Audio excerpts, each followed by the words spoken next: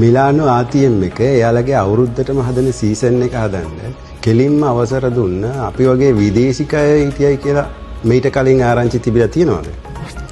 හැබැයි ඔන්න අපිට නම් ඒ අවසරේ හම්බුණා. හරි පුදුමයිනේ. දැන් ඉතින් සීසන් හදන්න කියලා ඔය තැන් වල ගිහිල්ලා පෝලිං වල හිටපු පෝලිං කතන්දර ඉවර කරමු.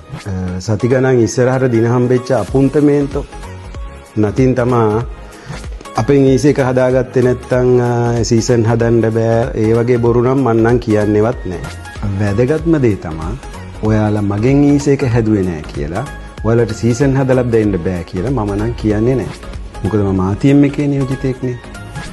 ඔයාලා කොහෙන් ඊසි එක හැදුවා ඒක 6000ට අඩුනා වළංගු නම් මං සීසන් හදලා දෙනවා. මට ඕන කරන්නේ ඔයාලගේ වළංගු ඩෙන්ටිටි කාඩ් එක හරි පාස්පෝර්ට් එක හරි පෙර්මෙසි දි සොජ්ජෝර්නෝ ඒක වළංගු වෙලා තියෙන්න ඕන. එහෙම නැත්නම් අලුත් කරන්න දාපු රිචෙවූත එක. එහෙම නැත්නම් අපොන්තමේන්තු.